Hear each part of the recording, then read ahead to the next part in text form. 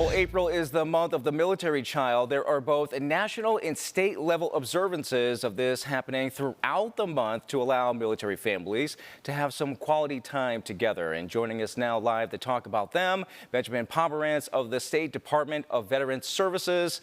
Benjamin, thanks for coming on today. Thank you, Jeff. Thanks very much.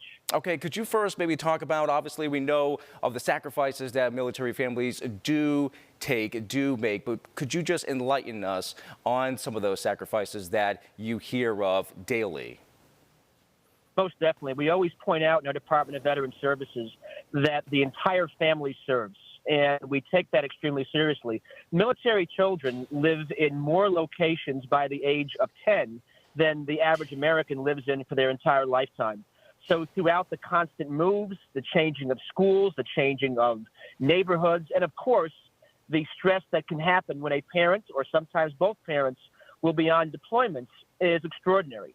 And military children are some of the most resilient individuals in the entire nation. And it's our honor to celebrate them, not just only during this month, but throughout the entire year.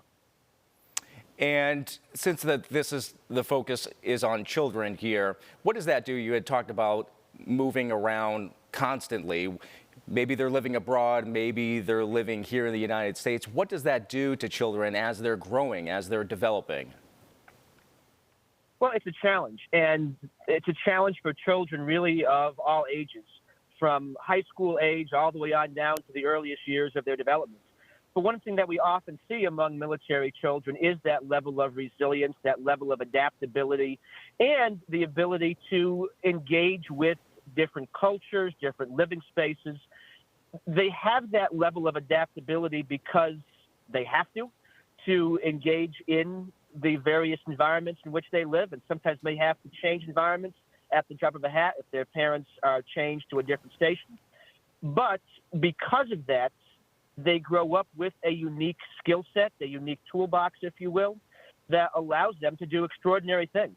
And that's why we always emphasize Month of the Military Child is April, but we celebrate them all year long and like to do things for them throughout the entire calendar year. We celebrate them. We appreciate the sacrifices that their moms and dads are doing, as well as they're doing important work to defend our freedom. Could you talk about some of the events that you know of that are happening throughout the state to help out military children?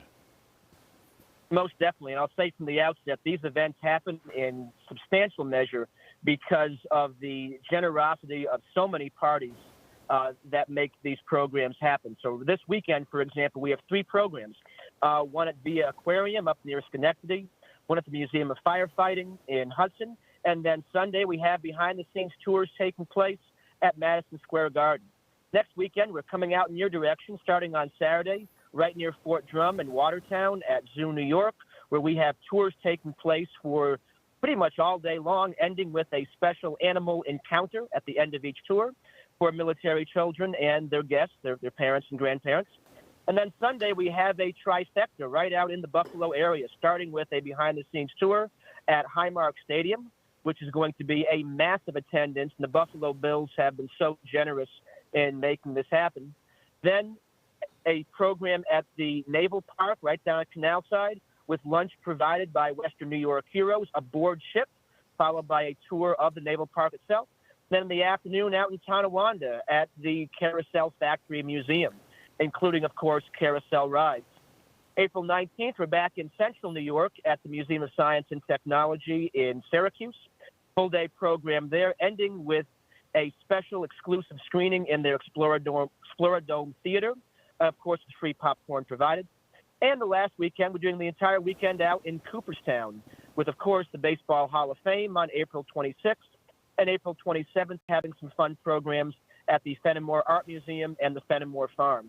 So 10 programs in all throughout the entire month, and we're excited about every single one of them. Our RSVP numbers are off the charts this year. This will be the largest ever turnout in the entire history, at least the recorded history of New York State for Month of the Military Child programming.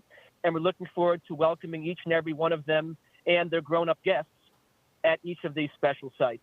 Okay, Benjamin Palmer, there's a lot happening there, a lot of family-friendly activities. We really do appreciate your time. Thanks for spending some time with us here on News 4 at 4.